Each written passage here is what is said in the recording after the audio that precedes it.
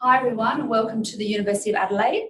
You've tuned into the Faculty of Arts webinar for the School of Education. Tonight we're going to be hearing from two of our esteemed academics who will be discussing the amazing new Bachelor of Teaching degrees that we have, which you can do in conjunction with arts, music, economics, science and computer and mathematical sciences degrees. So we'll also discuss the exciting new partnership that we've established with Apple with a new e-learning program. And this is exclusive to the University of Adelaide. If you've got any questions during the webinar, please submit them to us and we'll read them out at the end and try to answer those in the Q&A session. And you can also contact us after the webinar is over and we'll have our details available for you. So now I'd like to welcome our two speakers tonight, John Willison. Hi. And Walter Barbieri. Hello, everyone. And we'll start with John first. Thank you. Thanks very much, Kate. So, as you know, you're attending this webinar because you're interested in finding a bit more about the Bachelor of Teaching, whether for the middle school specifically or secondary teaching, combined with another degree. It could be the Bachelor of Arts, Bachelor of Science, it could be Bachelor of Computer Science and Engineering. And for the secondary, it could be with the Bachelor of Economics. So if we're thinking about why you might be interested in a teaching degree, the first point of call is really the students. Such an interesting group of people we have in when we're talking about from year 7 to year 12 in this webinar. We're thinking about students who might be turning 12 or 13 typically, up to 17, 18. And my background is in high school science teaching, so I've very much had that whole range of year 7 to year 12 teaching. This is actually a photograph of students who are just outside my science lab because I'm a science teacher, and it was taken by a local newspaper. The students were being very active, very passionate about, in this case, what they wanted to do after school and striving to get the government to listen to their voice, listen, we're your future. And what you might notice from this is that not only is there the joy and the passion of the students, there's also some interesting challenges there, like the right-hand banner, we have rise to some spelling issues. And that's sort of probably symptomatic of learning students and teaching in the middle years and in across the secondary years, that we have this mixture of joy, passion, challenges, and academic challenges, of course. And that's why you're interested in this webinar, we hope, that you're very much interested in what could you do to take students such as these and really help them in their lives and their academic studies and their whole growth as human beings to be better than without you. And that's one of our great challenges, working with the middle years and secondary students. And we hope that you'll be very interested to partner with us, with Walter, myself, and other colleagues in the School of Education, very much to make a difference to the lives of our young students. So I was observing a class a few months ago, and you might, in participating in this class, or myself as an observer, and watching the students participate, it was a fascinating lesson that had a combination of literacy and numeracy. So the teacher very much was focusing on actually place value, the concept of, you know, the first digit in a 2-digit number and what value that gave by being in that place. Very complex for these particular students because they were just year 2s. So a question for you is, why are these students relevant to our discussion right now on the Bachelor of Teaching, whether middle or secondary? I'll pause for a moment to give you a chance to think, and then I'll tell you some of the answers to that. One of the big reasons they're relevant is that when they hit year 7, so the beginning of the middle years we're talking about here, or the beginning of the entire secondary school, they'll be starting year 7, the year that you have graduated and looking for full-time teaching.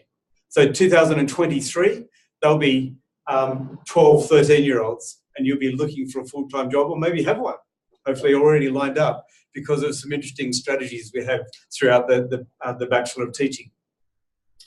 So another interesting focus, you notice that, well, these students are actually in Fiji, and very much we're after teaching opportunities for you that really open up your eyes to the world and open up opportunities.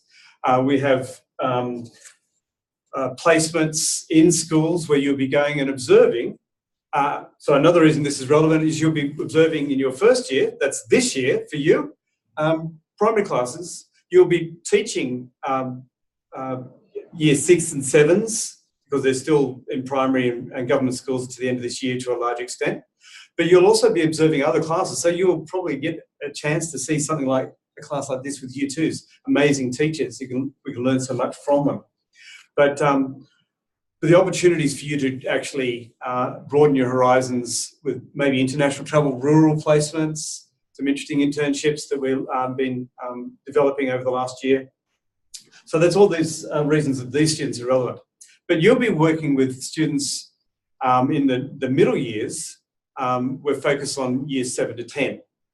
And at the moment, what's very exciting for both the middle years and then secondary as well, for other connected reasons, is that South Australian state and Catholic schools are moving year 7 into high school. So that's started happening already, but it's happening this year and next year and the year after, depending on the school. They've got a little bit of a time frame. But the consequences of that is that there's an expansion in number of teachers needed in high school. So you're doing, or at least showing interest in Bachelor of Teaching at a very critical and good time, both for the middle years and secondary more broadly. And the University of Adelaide is now the only university in the state to offer middle years focus. So I'm very passionate about the middle years. My PhD was actually focused on year 8 scientific literacy. And I didn't say this before, but I'm actually the coordinator of the Bachelor of Teaching middle years, and this is a new program. So when you do come to your Q&A, think about questions. There'll be a pop-up for Q&A that you'll be able to type things into. Hopefully I'll be able to answer most of your questions, but there might be a few things that I can't answer I'll need to find out about, and we'll let you know. But new program, very exciting. For the secondary years really spans 7 to 12, but our focus at University of Adelaide is very much in the senior secondary years, so years 10 and especially year 11 and 12, and all the challenges that brings of working with the later years of teenage, 16, 17, 18-year-olds. So there are some substantial differences between the focus in the middle years and the senior years. There are also important overlaps, but that focus on that absolute rigor when you're required to think about how do you teach the complexities of physics? How do you help students to engage with the literature, Hamlet? How do you, there's a lot of complexities there that are very content orientated and content specific. And how do you not make students drown in a whole lot of content, but very much nurture them to develop their thinking skills in the context of their content? So there's some advantages for specialisation for you if you're interested in the secondary years, because, as I said, for year 7 moving into high school, it means broadly high schools are needing to employ a significant number of extra teachers. So that's going to have a ripple-on effect. Some people are currently teaching year 10 or 11 and 12. Some of those will be doing a bit more in year 7. So there's more scope and employment both ways. So perfect timing for you to be considering this Bachelor of Teaching, University of Adelaide. Now, with the middle years and the secondary years, of course, they are double degrees. So they're Bachelor of Teaching combined, as we said before, with another bachelor. So With the Bachelor of Teaching, in addition to the fact that there's going to be more places because of the move of Year 7, there's a general growth broadly in education that's roughly about 10% each year. With the double degree programs, they're highly valued in South Australia because there's that rich engagement with content, Bachelor of Science, Bachelor of Arts, Bachelor of Computing Science and Engineering, Bachelor of Economics. So that rich engagement is valued by teaching employers, but it's also internationally recognised. So you can move around, not only hopefully sometimes during the degree, but when you're looking for jobs internationally, you'll find that people recognise these degrees. It also leads in nicely, if you complete your double degrees, go teaching, there's a lot of wonderful opportunities, and the Masters of Education is one you might take immediately, or you might take several years down the track, and you can focus on having strong engagement with research in your school and or schools more broadly, or other aspects of education. You can take Masters of Education with a focus on leadership, and if you're moving into the head of department roles and deputy roles and eventually principal roles, and that's where you're heading. A focus on well-being, because we have a team very much focused on their research for well-being, and that's the strength that which is so vital now with, as you'll hear probably a fair bit in your degree, there's a lot of pressures on teachers, and it's not an easy job, but I think one of the focus for our degree is to make sure that you're really equipped with the skills you need to not just hang in there, because that would be a little bit tedious, but to actually become enriched by the whole process. And another focus in the Masters of Education is entrepreneurship, how you can really get out there and make a go of it, maybe on your own, maybe your own education-related business, because there's a lot of opportunities emerging, and I think some of the things that Walter will be talking about in a second very much can connect into entrepreneurship. And then, of course, we also have a focus on STEM, science, technology, engineering, and maths, and that's big on the government's agenda. There's a lot of interest in facilitating that explicitly. And those of you who are more interested in like HASS, Humanities and Social Science, that doesn't lock you out of the equation at all. There's a great need for transdisciplinary work and the connecting of the disciplines. And finally, the last focus is on English language teaching, ELT, or teaching English with languages other than English. So that might be your focus as well. And we've got rich, long-established programs in those ELT and TESOL areas. So the mandatory requirements is that you might be interested in to do the degrees. You need a land type test. So that's language and literacy and numeracy for teacher initial training requirements. There is a Dixie check, and Dixie is actually a Department for Communities and Social Inclusion, and that's a check just to make sure you're suitable to work with students. And also RAN, which is responding to abuse and neglect checks, just so that we're making sure that people who come into the profession are the people who are suitable to work with students, as you would want to. So you can have confidence in your colleagues. And a connected child protection training requirement as well. So there's some of the things that you'll need. Now, the University of Adelaide is going to pay for your first attempts at the literacy component of land type. It's being sponsored by the Faculty of Arts. So hopefully you pass it the first time around.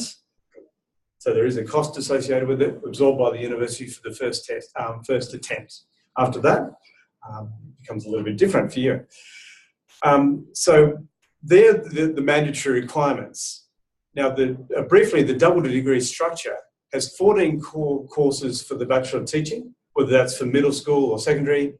It's got 18 courses for the other Bachelor, Arts, Science, Music, Mathematical and Computing Science. Sorry, I didn't mention music earlier on. I do apologise for that omission for the music students. I've got a very strong collaboration with a music teacher who left our degree at Cooper Pedy, so I definitely don't want to leave out music. And also with secondary teaching, there's the economics. You'd do one major with a value of about 8 courses, 11 for psychology, and one minor with the value of 6 courses, or 7 for psychology. So they're the things that you'll specialise in with a major and a minor. So the actual sequence across the 4 years is, in level 1, there'll be 2 teaching courses with 10 days of PE, professional experience. Then the rest of that will be taken up by your other bachelor degree. And the first experience, as I said earlier, is in primary school. Level 2, 2 teaching courses plus 10 degrees professional experience. The big difference is that will be in secondary from year 7. Level 3, kind of like your 3rd year if you're on time. 2 teaching courses plus 10 days professional experience, pretty much the same. And then the 4th year, which is the focus on your teaching education, it's got 16 courses with 50 days split into 2 25-day blocks. So that's the sequence that you'll be experiencing throughout your 4 years of degree. So basically, the skills you'd be developing is around throughout the degree is analytical and problem-solving skills, teamwork, advanced communication, reflection and research skills, big skills around future teaching career preparation, experiencing latest technologies, as Walter's about to talk about. So you graduate with advanced skills for the 21st century classrooms. So I think that's a really nice segue to pass over to you, Walter. So Walter is Walter Barbieri, also a colleague of mine in the School of Education. He's going to talk to you about our e-learning programs, which are woven throughout the degrees. Thank you, John, and hello everybody. Yes, I'm Walter. It's my pleasure to be a lecturer here at the University of Adelaide and to be leading the e-learning program which applies to the Bachelor of Teaching degrees. Just a little bit of background on me. Prior to commencing here at the University of Adelaide, I've been a secondary school teacher since 2001. I've taught in schools from all sectors, so independent, Catholic and state, and in 3 countries. So that's really a testament to some of the things that John was saying earlier about how many opportunities are gifted to you in a teaching career, and how you can choose pathways and directions that suit your lifestyle and your interests, and indeed the kinds of aspirations that you want to achieve. In the past, 10 to 15 years, I have witnessed a dramatic transformation in schools, firsthand by working in them. A transformation led not exclusively by technology, but often indeed led by technology.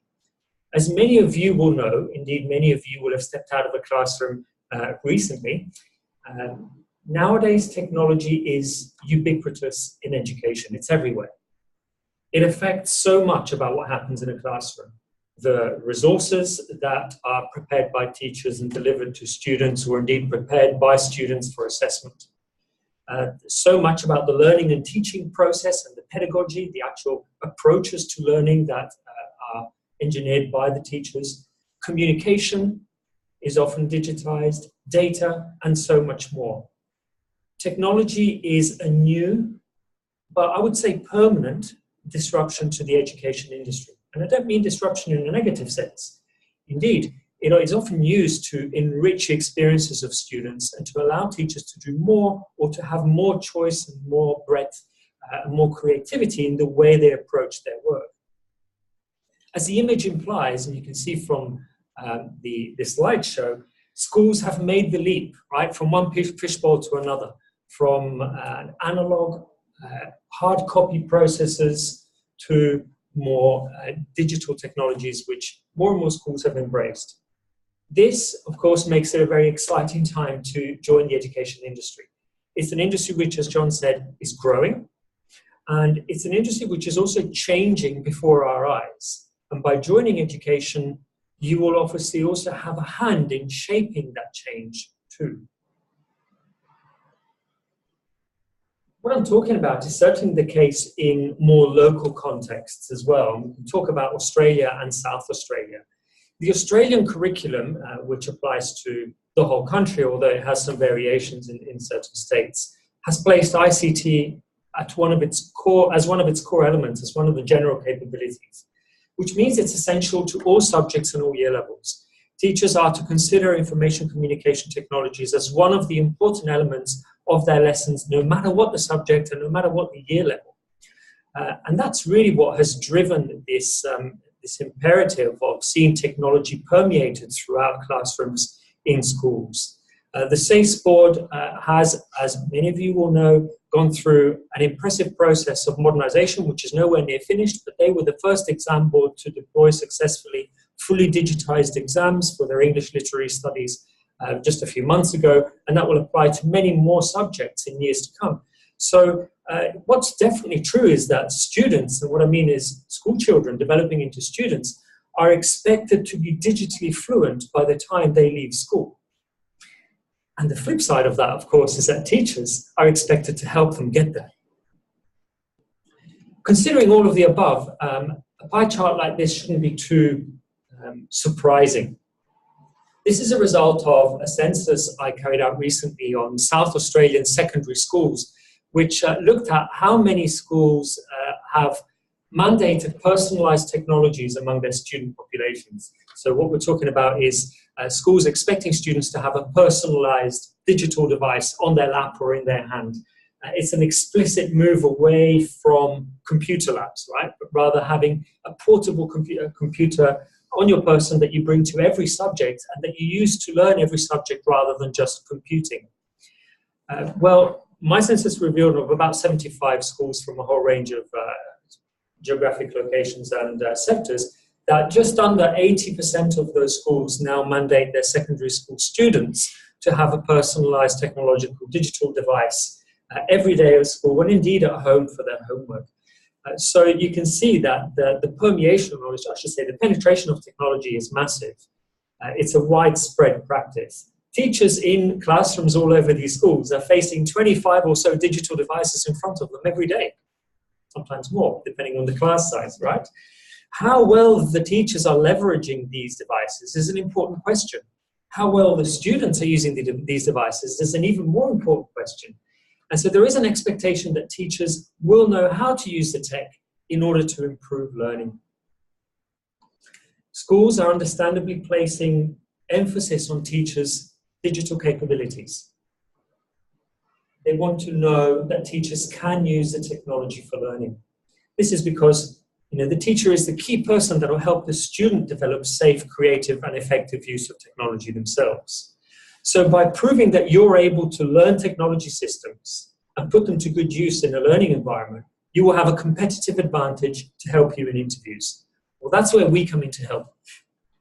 Here at the University of Adelaide, we have entered into a relationship with Apple to develop an e-learning program that is custom-made to fit your needs as an aspiring teacher, and also to meet the expectations that the schools will have of you when graduating and when you're applying for positions teaching in schools. The e-learning program here at the University of Adelaide would expect you to use an iPad with a pencil and a keyboard as your primary study device, and indeed, increasingly, as your primary teaching device as you take a more active role in your professional experience activities, which John described previously. You will be supported with a comprehensive skills development program, which will be run through a sequence of workshops, both face-to-face and through digital interaction here at the university. You'll be exposed to presentations by experts in the field, experts worldwide who will come to Adelaide and present about the great impact that effective use of technology can have in teaching and learning. And you'll have exclusive access to some outstanding e-learning resources. The aim is by the time you graduate, you will have highly developed skills in using technology for teaching. And you will also be able to achieve Apple teacher status, which will give your CV an edge.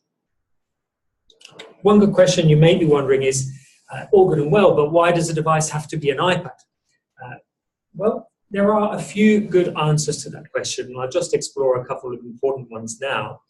The iPad has been chosen with two priorities in mind, with learning as a first prerogative in mind and also with cost in mind. And there are some other considerations too.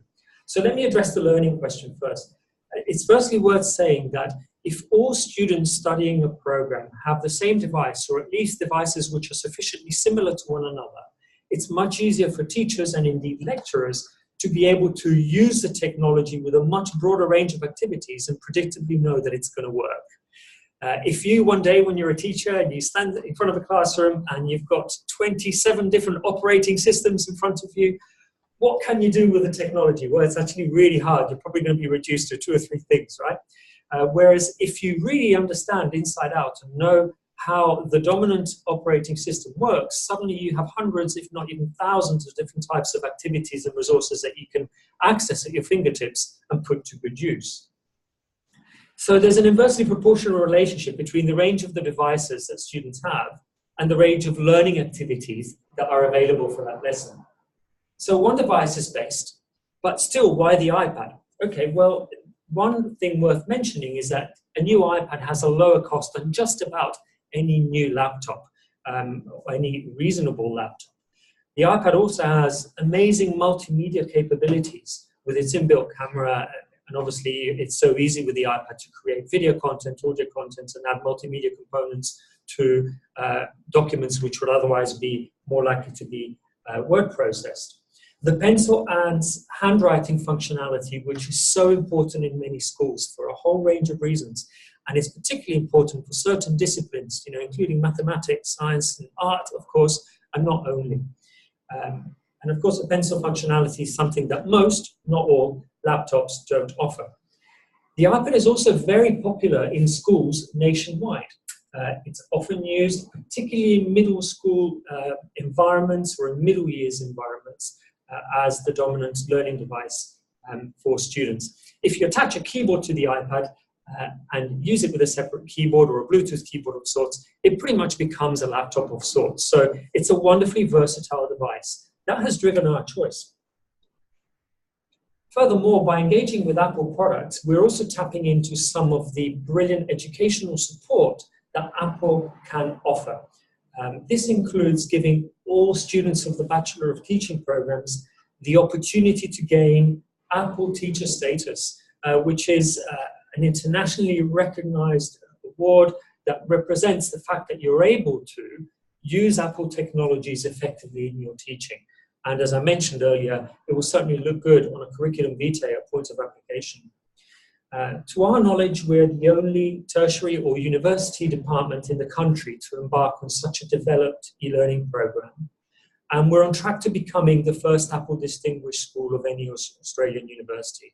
So this is a comprehensive program which will add a lot of quality to your degree.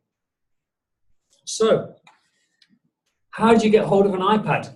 Well, there are 2 methods. You can purchase a new iPad through an online portal, purchasing portal, which is provided by the university, or you can bring your own iPad. So let's just look at those 2 methods one after the other.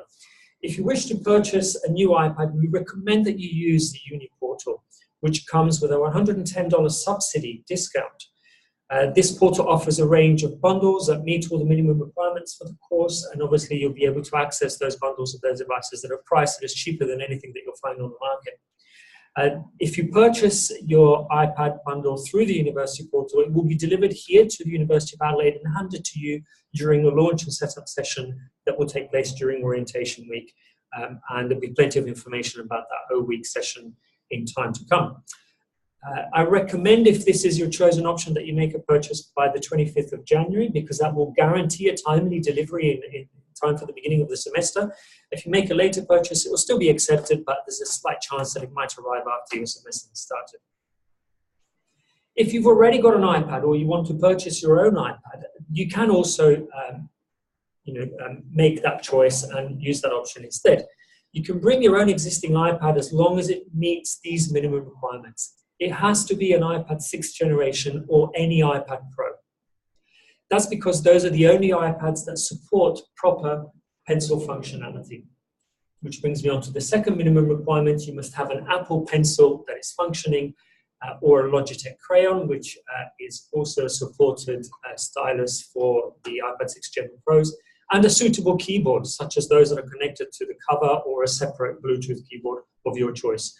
All of these 3 items are packaged within the bundles on the university portal. Be aware that the e-learning program will be weaved throughout the courses of the Bachelor of Teaching program. So you should expect to face assessments which require the specific use of these technologies, including the pencil. So I really advise you to have the right gear for your learning. There will be 2 launch events and setup events for the iPads during orientation week. One for the pre-existing iPads on the 27th of February and one for the iPads purchased through the Uni portal on the 28th. To reserve a place, you can just go to Eventbrite and search e-learning program launch within Adelaide, and you'll be able to book your space into these launch events. I greatly look forward to working with you and to help you develop contemporary cutting-edge skills in technology for learning. And thank you for listening thus far. Thank you. Okay, so we can now open to questions, to Q&A.